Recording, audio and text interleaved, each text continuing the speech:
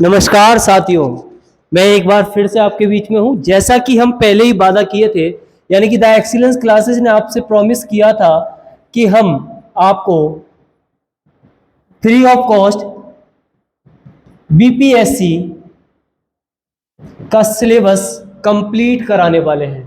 किसका? Bihar public service commission. और इस कड़ी में मैंने कल आपसे इसके सिलेबस के साथ रीजनिंग की क्लास स्टार्ट कर दी थी। और कल मैंने आपसे वादा किया था कि जल्दी मैं आपको अपनी सभी फैकल्टियों से धीरे धीरे मिलाता जाऊंगा, सबका इंट्रोडक्शन कराता जाऊंगा। तो बीपीएससी के इस कोर्स की एक कड़ी में मैं आज आपको इंट्रोड्यूस करा रहा हूं अपनी हिंदी की फैकल्टी से। जैसा कि आपको पता है, कल मैं सिलेबस में डिस्कस कर चुका हूं कि हिंदी एक लैंग्वेज के रूप में, एक भाषा के रूप में जो पेपर क्वालिफाइंग नेचर का है, उसमें 75 नंबर की वैल्यू रखती है। यानी कि 3 लैंग्वेज थी वहां पर, एक हिंदी थी, एक बांग्ला थी और एक थी उर्दू। तो मैक्सिमम नंबर ऑफ स्टूडेंट शायद हिंदी लेना पसंद करेंगे, या लेना जो पसंद करते हैं उनके लिए एक क्लास प्रोवाइड हम करा रहे हैं हिंदी लैंग्वेज की, जिसका वेटेज आपके एग्जाम में कितना है? 75 क्वेश्चन। तो मैं अब अपने हिंदी वाली फैकल्टी को आपके सामने लेकर आ रहा हूं। तो विष्णु सर आ जाइए और आगे की बात स्टार्ट कीजिए। तो ये विष्णु सर आपको हिंदी की क्लास लेंगे आपकी, तो पढ़िएगा।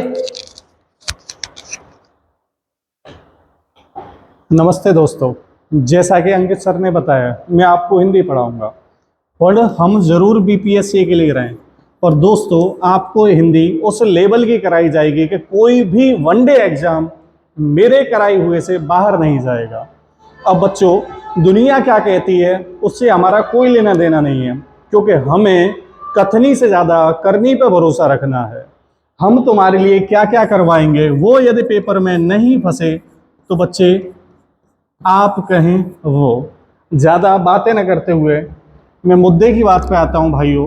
हम पढ़ रहे हैं हिंदी। सबसे पहले यदि इंट्रोडक्शन की बात करी जाए तो देखो, हिंदी किस किस तरीके से लिखी जा सकती है। ये बिल्कुल गलत हिंदी है। एक हिंदी दोस्तों हम लिखते हैं ऐसे, एक हिंदी लिखते हैं ऐसे। अब तुम कहोगे पहला सवाल कि कौन सी सही है। कुछ कहते हैं कि इन्हें सही माना जाए, कुछ कहते हैं इसे सही माना जाए। तो दोस्तों, मॉडर्न हिंदी, आधुनिक हिंदी के अकॉर्डिंग जिस भी शब्द के ऊपर,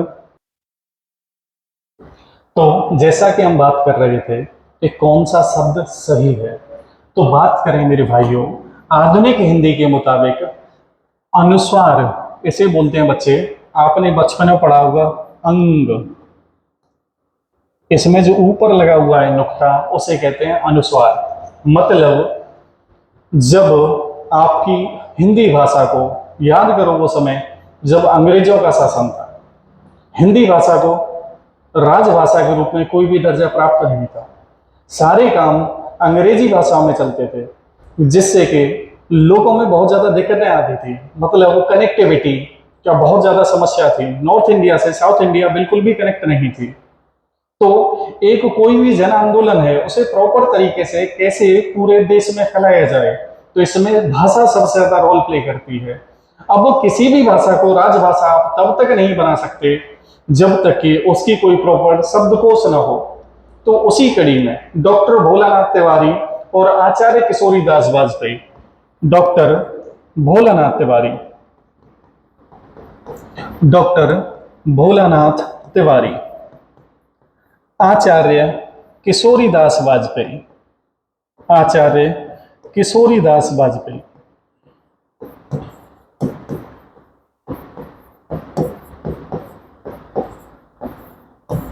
सबसे ज्यादा दिक्कतें आती थी, इसको बोलते हैं पंचम स्थान।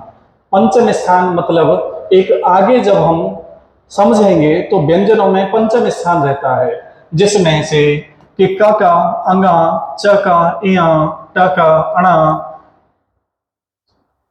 प का, म और न, ऐसे करके चलते हैं।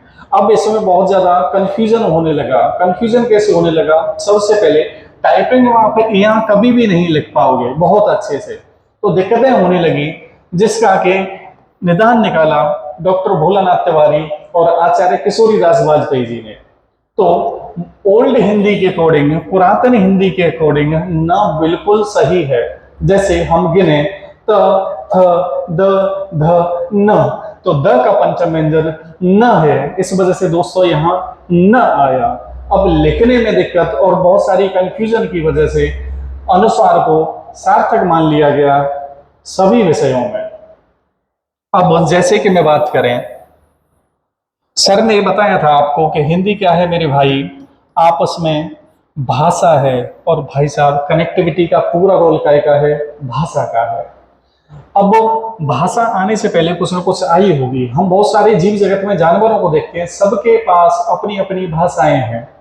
जैसे कि चिड़िया देखिए अपनी चौं चौं कर रही है, बंदर खों खों कर रहा है, जितनी भी भाषाएं हैं, लेकिन उनके शब्दकोश लिमिटेड हैं, सबसे बड़ी समस्या।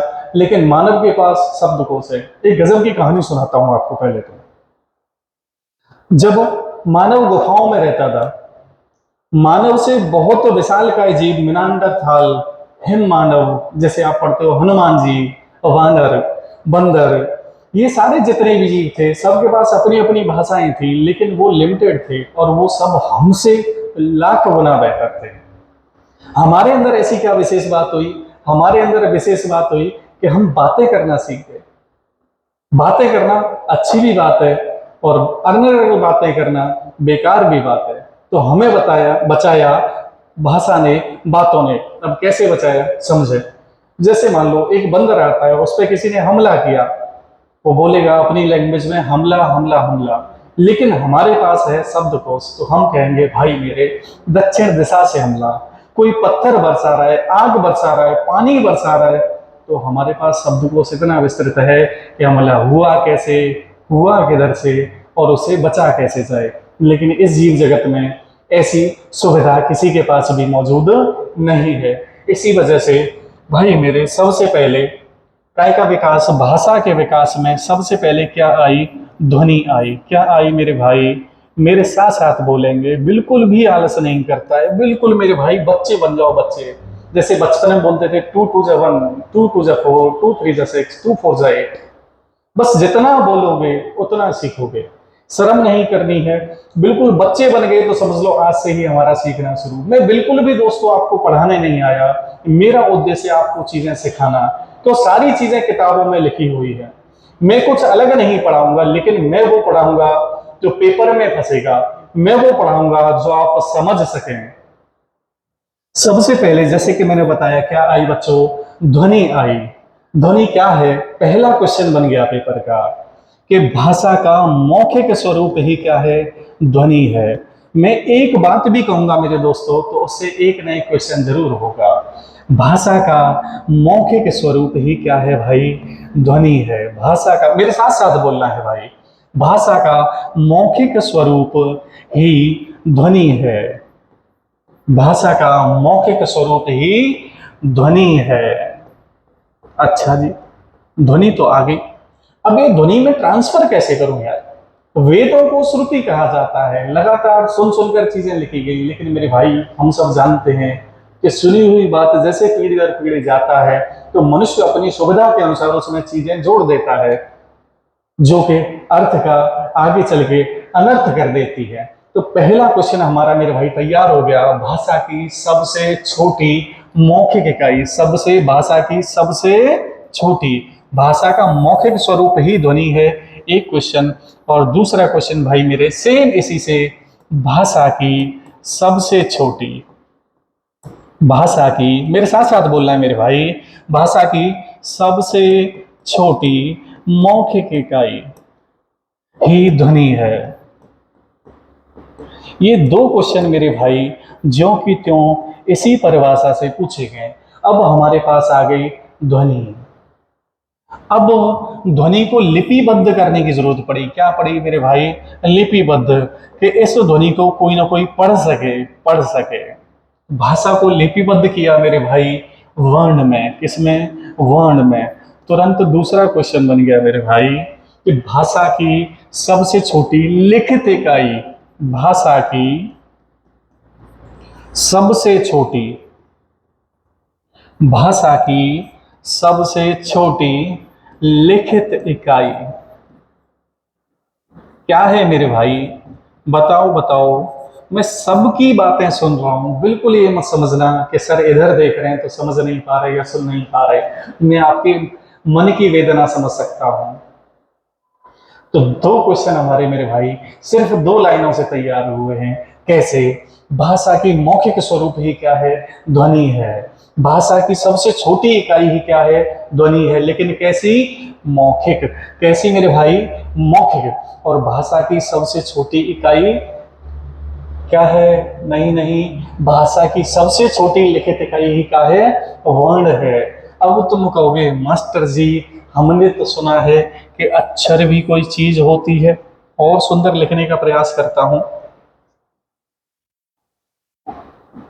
अक्षर, तो भाई मेरे वर्ण को ही अक्षर कहा जाता है। अब तुम कहोगे सर हमारी समझ में नहीं आया। क्यों? बच्चे, उपसर्ग होता है अ, जिसका मतलब होता है नहीं। क्षर का मतलब होता है टूटना। आ का मतलब क्या है मेरे भाई? अरे बोलना पड़ेगा यार। बोलोगे तो सीखोगे, और नहीं बोलोगे नहीं सीखोगे। यही हिंदी के विष्णु सर आपको यहीं से आशीर्वाद देंगे। और साथ तो मैं अपने बंधुओं को दे कैसे सकता हूँ। आ का मतलब है नहीं, और क्षर का मतलब है टूटना।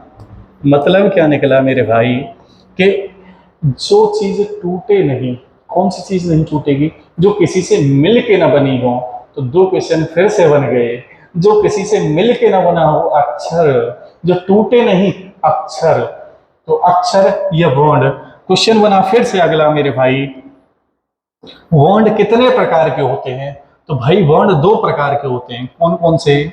स्वर और व्यंजन। इस वीडियो से किसी को भी छोटी से बड़ी कैसी भी शिकायत हो, वो अपने कमेंट बॉक्स में लिख जरूर देना। डिस्प्ले से रिलेटेड कोई शिकायत हो, बैकग्राउंड से रिलेटेड कोई शिकायत हो, या राइटिंग से रिलेटेड कोई सवाल हो, या आपकी कोई भी क्वेरी हो, वो बिल्कुल आपको कमेंट बॉक्स में लिखना है। और कोई ऐसा ना समझे कि सर देखेंगे नहीं, मेरे लिए सबसे अजीज आप ही हैं। समझेंगे मेरे भाई? अक्षर या वर्ण कितने प्रकार के होते हैं? बोलो बोलो बोलो, सबको बोलना है, बिल्कुल भी शर्माना नहीं है। अक्षर और वर्ण कितने प्रकार के होते हैं भाई? दो प्रकार के। कितने प्रकार के? दो प्रकार के। कितने प्रकार के? दो प्रकार के। कौन कौन से? स्वर और व्यंजन। अब स्वर की फिर से परिभाषा बनेगी, स्वतंत्र रूप से बोले गए। कैसे कैसे? मेरे साथ साथ बोलना है मेरे भाई। स्वतंत्र रूप से बोले गए, स्वतंत्र रूप से बोले गए वर्ण। स्वतंत्र रूप से बोले गए वर्ण ही क्या कहलाए? स्वर कहलाए। अभी तुम कहोगे जी हम कैसे स्वतंत्र रूप से बोलें? मतलब किसी को खड़े खड़े गाली दे दें तो वो स्वतंत्र होगा? बिल्कुल नहीं होगा। अरे ऐसे मान लो भाई, सबसे पहले बच्चा पैदा होता है, कैसे होता है? उआ, उआ, उआ, उआ, उआ, ऐसे करता रहता है। अब ये क्या है? सब स्वर बोल रहा है, और बच्चा खड़े खड़े गाली भी दे देता है। ऐसे भी याद रखें, कोई कितना भी बड़ा नेता हो और वो बच्चे को खिलाएगा तो बच्चा कुछ भी कर सकता है उसके साथ। तुम कहो तो कान खींच दे बच्चा उसके। ऐसे ही बच्चे की तरह बच्चा स्वतंत्र बोलता है, ऐसे ही स्वतंत्र रूप से बोले जाने वाले वर्ण क्या कहलाए भाई मेरे? स्वर कहलाए। ऐसे अक्षर जो स्वतंत्र रूप से बोले गए क्या कहलाए मेरे भाई? स्वर कहलाए। क्या समझ में आया? अच्छा, अब प्रॉपर तरीके से, अब व्यंजन। व्यंजन मान लो बच्चा है किसके? स्वर के। व्यंजन मतलब भाई मेरे स्वतंत्र रूप से, स्वतंत्र रूप से गलत है। कैसे बनेगी परिभाषा? अभी मैंने बताया था किसके बच्चा है? स्वर के। तो बगैर स्वर के एग्जिस्टेंस के आएगा व्यंजन? नहीं आएगा। तो स्वरों की सहायता से, किसकी सहायता से मेरे भाई? सबको बोलना है। स्वरों की सहायता से, स्वरों की सहायता से बोले जाने वाले वर्ण, बोले जाने वाले वर्ण, स्वरों की सहायता से बोले जाने वाले वर्ण व्यंजन कहलाते हैं। तो सबसे पहले एग्जिस्टेंस में क्या आए भाई मेरे? स्वर आए।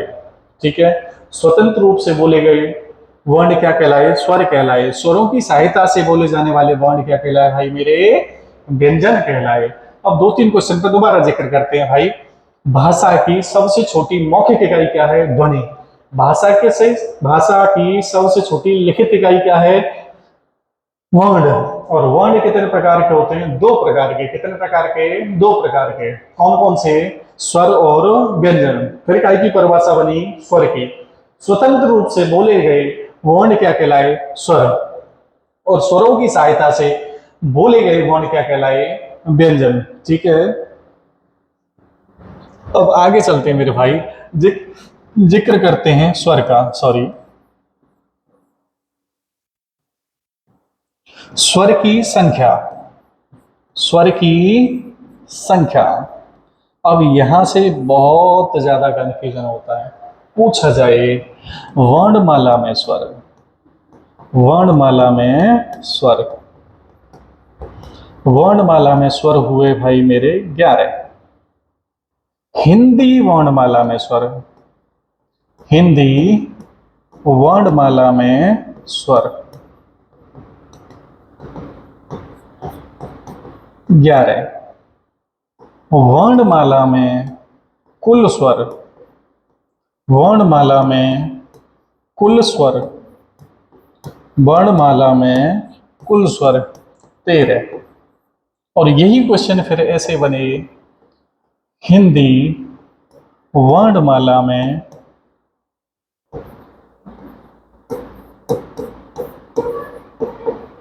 हिंदी वर्णमाला में कुल स्वर 11।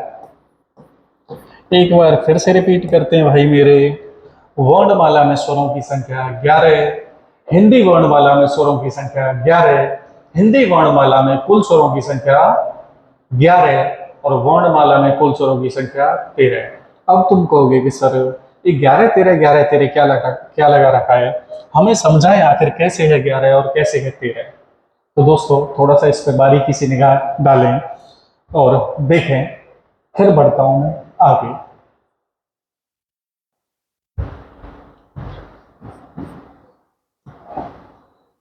जैसे अ,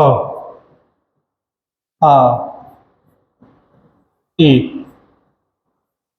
ई, उ, ऊ, रे, ए। मेरे साथ साथ बोलना यार।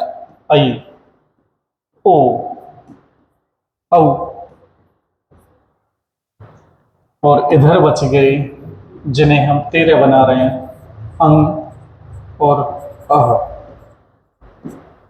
अच्छा जी, अब आगे से जिक्र करें तो 1 2 3 4 5 6 7 8 9 10 11, यहाँ तक कितने हो गए भाई मेरे?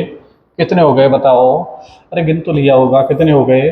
11। और बचे हुए 2 बराबर कुल स्वर कितने हो गए भाई मेरे? 13। अच्छा, अब तुम कहोगे कि सर सब बात ठीक है, अब 11 13 हमें तो समझा दो। तो समझते हैं कैसे।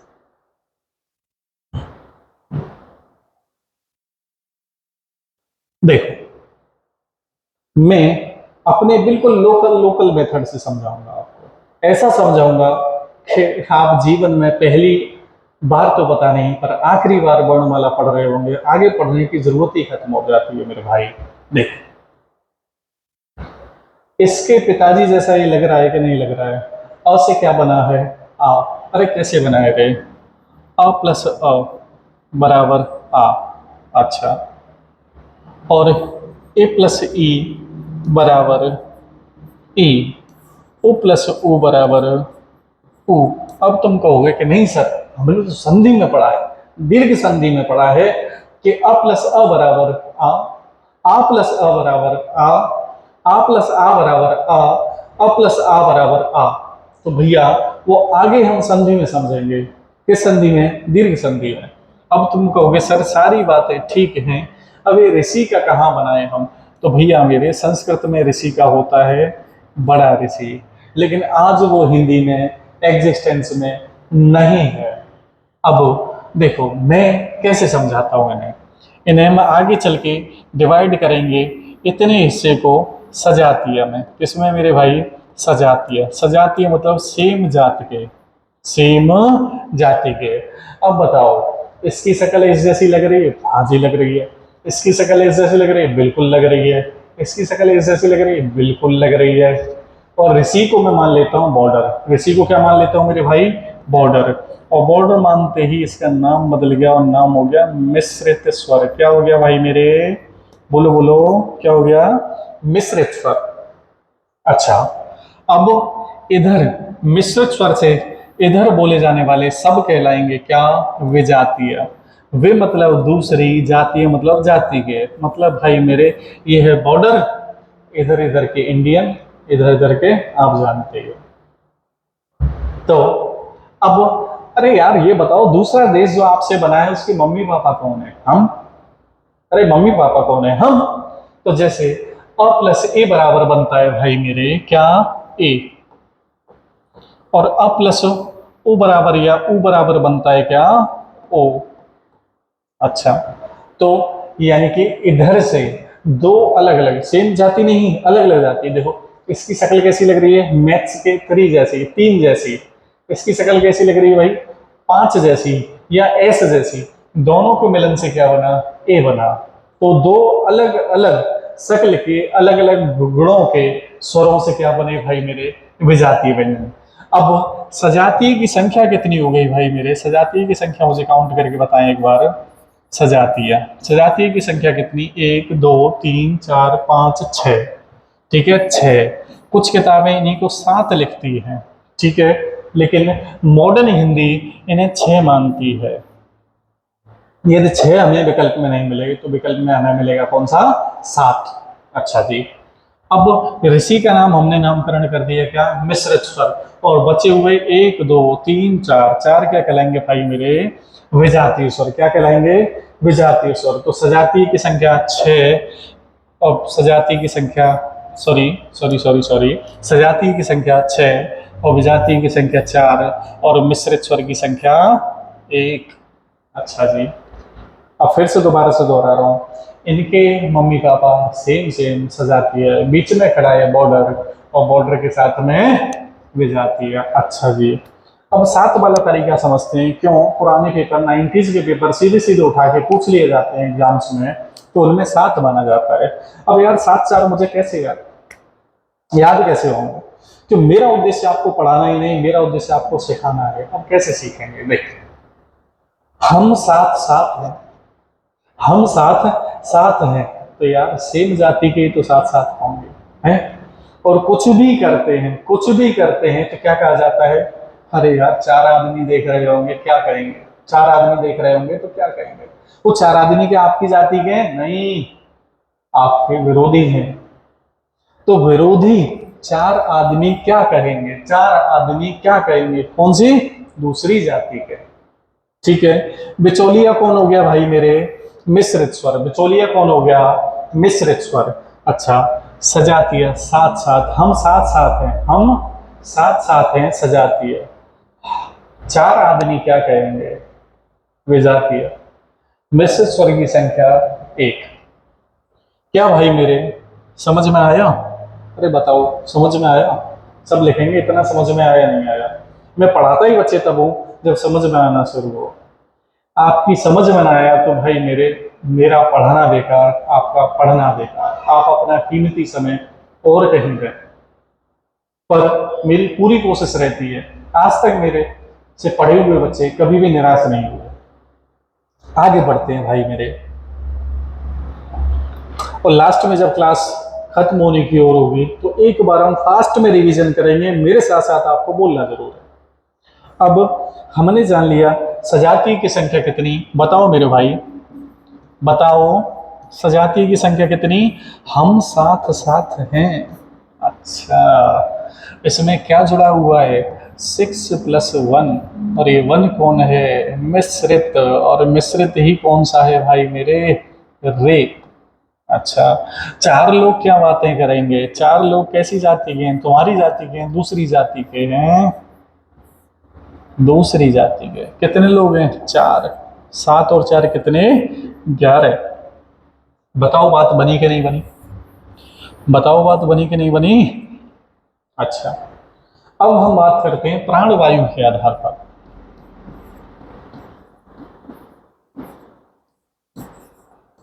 प्राणवायु के आधार पर स्वर।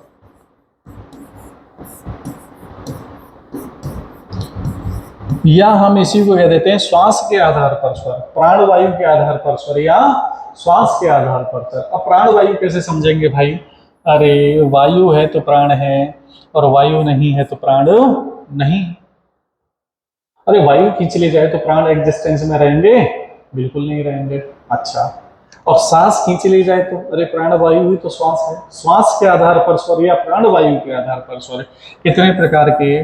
3 प्रकार के। कितने प्रकार के? 3 प्रकार के। अच्छा, जिसमें से पहला ह्रस्व। ह्रस्व को दूसरे नाम से जानते हैं मूल, लघु, एक मात्रिक स्वर, यानी कि काम एक ही है, नाम यही है। ह्रस्व पूछ ले तो वही पूछ रहा है, मूल पूछ ले तो वही पूछ रहा है, लघु पूछ ले तो वही पूछ रहा है, एक मात्रिक पूछ ले तो भी वो वही पूछ रहा है। अच्छा जी, अब ह्रस्व, मूल, लघु, एक मात्रिक स्वर। तो बच्चे ऐसे स्वर वर्ण जिन्हें बोलने में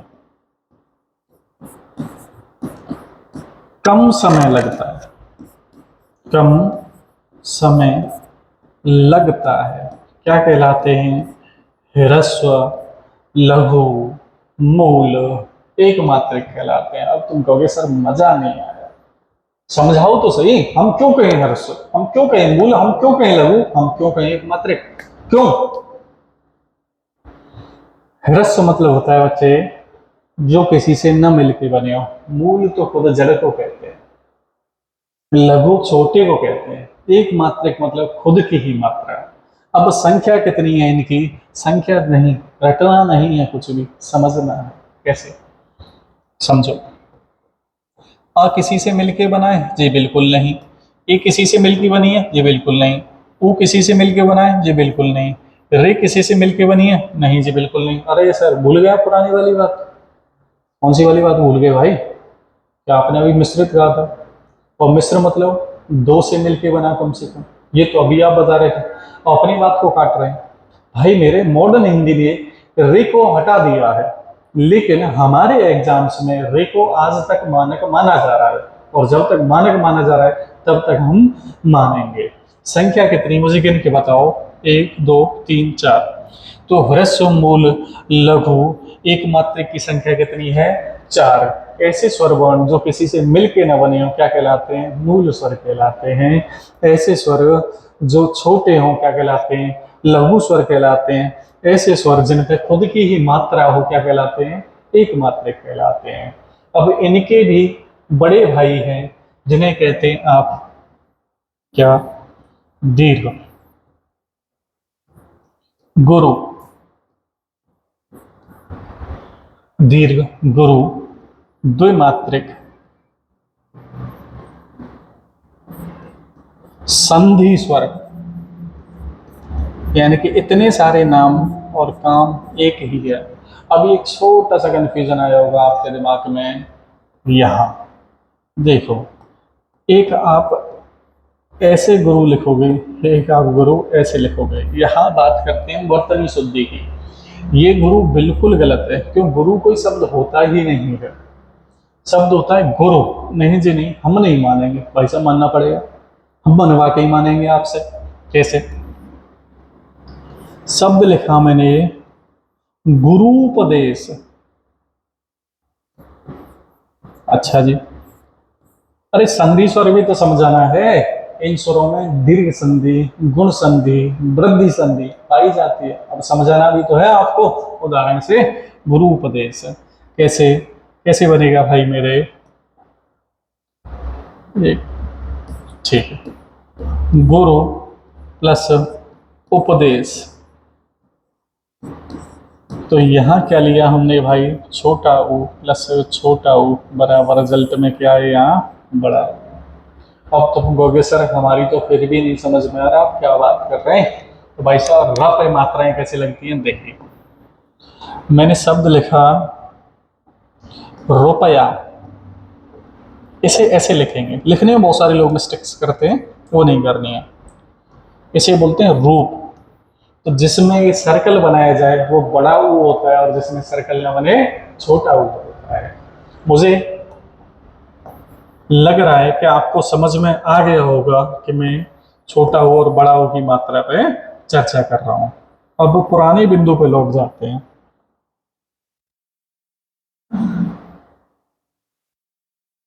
जी, दीर्घ गुरु द्विमात्रिक संधि स्वर। दीर्घ मतलब होता है बड़ा, गुरु मतलब गुरु, आप जानते ही हो। अच्छा, अब उधर से ह्रस्व का उल्टा होता है दीर्घ, लघु का उल्टा होता है गुरु, एक मात्रिक का द्विमात्रिक। अच्छा जी, अब संधि स्वर। संधि स्वर अभी हम समझाएंगे आपको, ऐसे समझाया भी था। देखिए, ऐसे स्वर वर्ण, ऐसे स्वर वर्ण जिन्हें बोलते समय, ऐसे स्वर वर्ण जिन्हें बोलते समय, ऐसे स्वर वर्ण जिन्हें बोलते समय ह्रस्व की तुलना में, ह्रस्व की तुलना में ज्यादा, ज्यादा कितना भाई, दुगुना। फिर से हम एक चीज समझते हैं, हमने एक शब्द पढ़ा है भैया दो गुना। दो गुना शब्द बिल्कुल गलत है मेरे भाई। हिंदी में व्याकरण की दृष्टि से शब्द शुद्ध है दुगुना। दुगुना, ठीक है, क्या है, दुगुना। ह्रस्व की तुलना में दुगुना समय लगता है, दुगुना समय लगता है। क्या कहलाते हैं, दीर्घ, गुरु, द्विमात्रिक या संधि स्वर। अब हमने पीछे कितने जाने हैं, देखिए 4, और मैंने आपको बताया था यहां भी हम 7-4 का कॉम्बिनेशन पढ़ेंगे। कैसे मेरे भाई, अरे वही यार, 4 आदमी, 4 आदमी हमेशा छोटे होते हैं। जो 4 आदमी बुराई करते हैं वो बिल्कुल छोटे होते हैं, वो कभी भी बढ़ ही नहीं पाते। अब आगे दीर्घ, अरे बड़े आदमी हमेशा साथ साथ चलते हैं। बड़े आदमी कैसे चलते हैं मेरे भाई, हमेशा साथ साथ चलते हैं। तो साथ साथ चलने वाली संख्या कितनी हो गई, 7। हमने ह्रस्व में लिखा था अ, ई, ओ और रे। सबसे पहले इन्हीं को दीर्घ कर देंगे। अ का दीर्घ क्या होगा, आ। ई का दीर्घ क्या होगा, ई। उ का दीर्घ क्या होगा, उ। रे मैंने बताया था कि बड़ा वाला रे एग्जिस्टेंस में नहीं है, तो मैंने बताया था इसके बाद क्या आएंगे, विजातीय स्वर। अ प्लस ए बराबर क्या होगा, ए। अ प्लस ए बराबर क्या होगा, आई। अ प्लस ओ बराबर क्या होगा, ओ।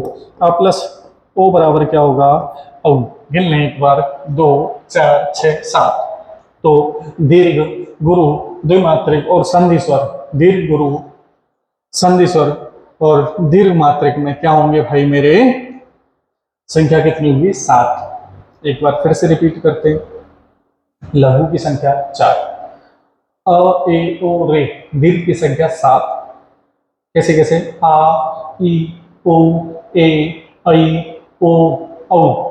अच्छा जी, अब बात करते हैं प्लुत स्वर की। कौन से की, प्लुत स्वर की। कौन से की भाई मेरे, प्लुत स्वर। बहुत से इसे गलती से लुप्त स्वर भी कहते हैं भाई मेरे, लुप्त कहते हैं गायब होना, ये गायब नहीं हो रहा है। अच्छा, अब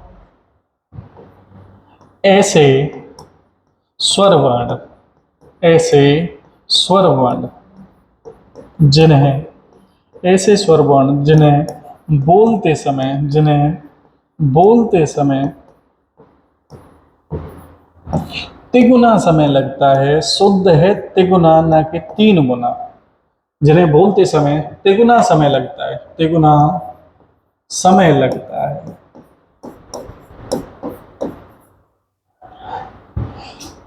इनका प्रयोग, इनका प्रयोग नाटक, एकांकी, अभिनय,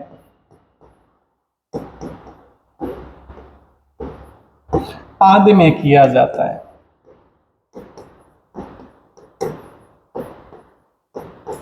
अगर मेरे दोस्त को, किसी को स्पीड स्लो लग रही हो तो स्पीड बढ़ा दी जाएगी। यदि किसी को ये फास्ट लग रही, मुझे नहीं लगता कि आपको ये फास्ट लगेगी, वैसे आपको ये स्लो लग रही हो तो बता देना, मैं स्पीड बढ़ा दूंगा। ये पहली क्लास है, आप जैसा भी रिव्यू देंगे मैं उसके अकॉर्डिंग अपने आप को ढाल लूंगा। अच्छा, इन्हें लिखते समय बच्चे, इन्हें लिखते समय अंग्रेजी के छोटे जेड या मैथ के 3 जैसे अक्षर की अभिकल्पना दी जाती है। जैसे कि आपने गाना सुना होगा, कौन सा, रेशमा, उसके बाद तेरे चेहरे में वो जादू है। गाना नहीं सिखा रहा आपको, शब्द समझा रहा। अब रेशमा बोलते समय किसको लंबा खींचा गया, बताएं किसको लंबा खींचा गया? अरे बताओ ना भाई। अरे आप ये समझ रहे हो मैं सुन नहीं पा रहा? बिल्कुल सुन पा रहा। कौन सा खींचा गया? स्वर। बहुत से लोग उत्तर दे रहे हो म खींचा। म तो मेरे भाई व्यंजन है, हम क्या पढ़ रहे हैं? स्वर। क्या खींचा गया? हाँ, क्या खींचा गया? हाँ। तो इस स्वर के ही पीछे क्या लगा दूंगा मैं? प्लुत चिन्ह। जैसे मैंने कहा राजू, क्या शब्द आया? ऊ। कौन सा वर्ण प्लुत स्वर है? कौन सा वर्ण प्लुत स्वर है? ऊ। अच्छा, अब इसमें सबसे ज्यादा क्वेश्चन किस चीज से पूछा जाता है उस पर बात करते हैं। सबसे ज्यादा बार क्वेश्चन पूछा गया है ओम शब्द से, कि निम्नलिखित में ओम शब्द में कौन सा प्लुत स्वर है? कौन सा प्लुत स्वर है? तो भाई मेरे कौन सा प्लुत स्वर है? प्लुत चिन्ह से पहले कौन सा आया है? ओ। तो कौन सा प्लुत स्वर है? ओ। नहीं सर, हमारी समझ में नहीं आ रहा सर। याद करो वो दिन जब बचपन में सब छोटे और शक्तिमान देखा करते थे, तब जब गंगाधर कुंडली ने जागृत करने के लिए अपने घर में ओम मंत्र का जाप करते थे। तो एक बार आप मेरे साथ ओम मंत्र का जाप करेंगे। ओ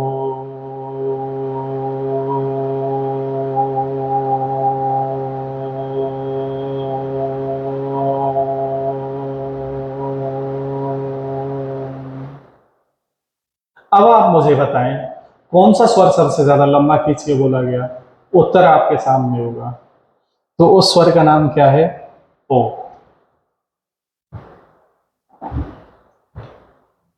ठीक है जी, एक बार हम फिर से रिवीजन करते हैं। अब आपको क्लास छोटी लगी, बोरिंग लगी, आनंददायक लगी, वो आप हमें कमेंट में बता सकते हैं। लेकिन उससे पहले एक बार रिवीजन जरूरी है। रिवीजन करते हैं मेरे भाई कि हमने आखिर सीखा क्या आज? हमने सीखा भाषा की सबसे छोटी मौखिक इकाई क्या है? बोलो बोलो, क्या है? ध्वनि। भाषा की सबसे छोटी लिखित इकाई क्या है? वर्ण। वर्ण की संख्या क्या है? 2। कौन कौन सी? स्वर और व्यंजन। अब स्वर क्या है? स्वतंत्र रूप से बोले जाने वाले वर्ण या अक्षर क्या कहलाए? स्वर। और स्वरों की सहायता से बोले जाने वाले क्या कहलाए? बताओ। व्यंजन। स्वरों की सहायता से बोले जाने वाले वर्ण या अक्षर क्या कहलाए? व्यंजन कहलाए। आगे हमने जाना स्वरों की संख्या। स्वरों की संख्या, क्वेश्चन पूछे वर्णमाला में स्वर 11, हिंदी वर्णमाला में कुल स्वर 11, वर्णमाला में कुल स्वर 13, हिंदी वर्णमाला में कुल स्वर 11। फिर हमने आगे समझा मेरे भाई कैसे कैसे स्वर बने। सजाति की संख्या कितनी? सेम जाति के आदमी, सेम जाति के आदमी, सेम जाति के आदमी 7। सजाति की संख्या 7। विजाति की संख्या कितनी? अरे वही 4 आदमी जो हर जगह बातें करते हैं। 4 आदमी क्या कहेंगे? 4 आदमी क्या कहेंगे जी? 4 आदमी कहेंगे दूसरी जाति के, विजातीय है। लेकिन 6+1 में क्या निकलेगा? मिश्र स्वर। एक और हम जिक्र करें, अ। अ को एक और स्वर कहा जाता है उदासीन स्वर। कौन सा भाई मेरे? उदासीन स्वर। इसकी बहुत गजब कहानी है, सुनना चाहोगे? सुनाएंगे अभी। चलो कहानी ही सुन लेते हैं आज। आपकी दास्तां मुझे बहुत पता है। देखिए, जब भी हम एक ब्लैंक पेज लेता हूं तब अच्छे समझ में आएगा। यदि हम मात्रा, चलो मात्रा की बात कर लेते हैं, लगे हाथ।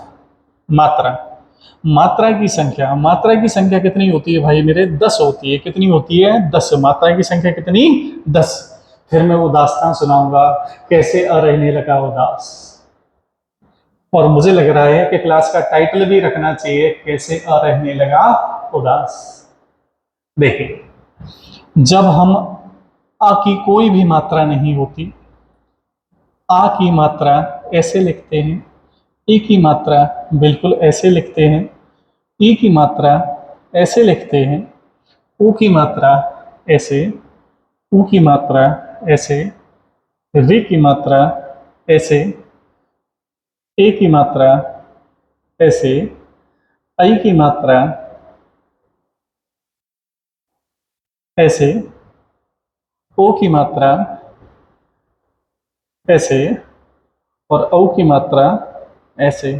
क्या मैं सही कह रहा हूं? क्या मात्राओं गिन लें? 2, 4, 6, 8, 10। कितनी मात्रा? 10। बस यहीं से वो दास्तां शुरू हो गई।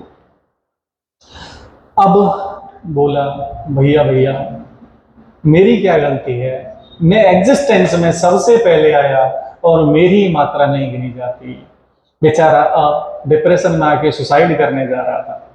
तो मैंने कहा रुक मेरे भाई रुक, तू क्यों उदास है? क्या है मेरे भाई? उदास क्या है? बताओ बताओ क्या है? उदास। डिप्रेशन में रहता था यार, मैं सबसे पहले आया, फिर भी मेरी मात्राओं को काउंट नहीं किया जा रहा, मैं क्या करूं? मैंने कही भाई, एक नकारात्मकता में सकारात्मकता जरूर छिपी रहती है।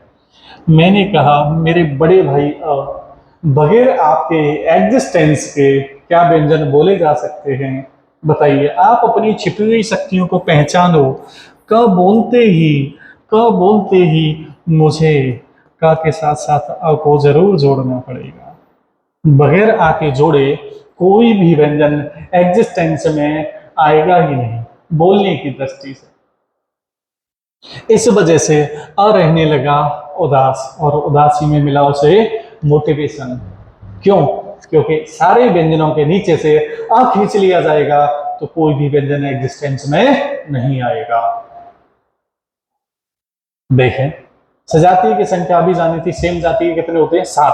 फटाक से। एक क्या है? मिश्रित स्वर। विजातीय की संख्या 4, 7 4 कितने हो गए? 11। स्वरों की संख्या 11। कुल स्वरों की संख्या, कुल स्वरों की संख्या, कुल स्वरों की संख्या 11। हिंदी वर्णमाला में कुल स्वरों की संख्या 11। वर्णमाला में कुल स्वरों की संख्या 11। वर्णमाला में स्वरों की संख्या 11। प्राणवायु के आधार पर स्वर कितने प्रकार के? 3 प्रकार के। कैसे कैसे? ह्रस्व, मूल, लघु, एक मात्रिक स्वर। ऐसे स्वर वर्ण जिन्हें बोलते समय कितना समय लगता था भाई? कितना? बहुत कम समय लगता था। कम समय लगता था, कम प्राणवायु लगती थी। संख्या कितनी थी? 4। उसके बाद दीर्घ स्वर, गुरु स्वर, द्विमात्रिक स्वर, संधि स्वर। ऐसे स्वर वर्ण जिन्हें बोलते समय ह्रस्व की तुलना में कितना समय लगे? 2 गुना नहीं, कितना? दोगुना समय लगे। संख्या कितनी है? 7। प्लुत स्वर, ऐसे स्वर वर्ण जिन्हें बोलते समय तिगुना समय लगे। 3 गुना बिल्कुल गलत है मेरे भाई, 3 गुना बिल्कुल गलत है। कितना समय लगे? तिगुना समय लगे। इनका प्रयोग नाटक, एकांकी, अभिनय आदि में किया जाता है। जैसे मान लो नाटक में कोई मरने का सीन हो, जैसे मान लो कोई भी, जैसे सुरेखा मर गई, सुरेखा नहीं रेखा कर लेते हैं, तो आदमी विलाप करेगा तो ऐसे कहेगा रेखा रेखा रेखा, नहीं कहेगा, वो कहेगा रेखा। क्या लगा? प्लुत स्वर। बस समझ गए ना? तो जिस भी शब्द में लगा, जो शब्द खींच के बोला गया, वही क्या कहलाया? प्लुत स्वर कहलाया। ठीक है बच्चा, आपको कैसी क्लास लगी आप एक बार कमेंट में जरूर बताना, और जो भी कोई मेरे से गलती हुई हो मुझे क्षमा करते हुए, गाइड करते हुए आगे बढ़ाना। धन्यवाद।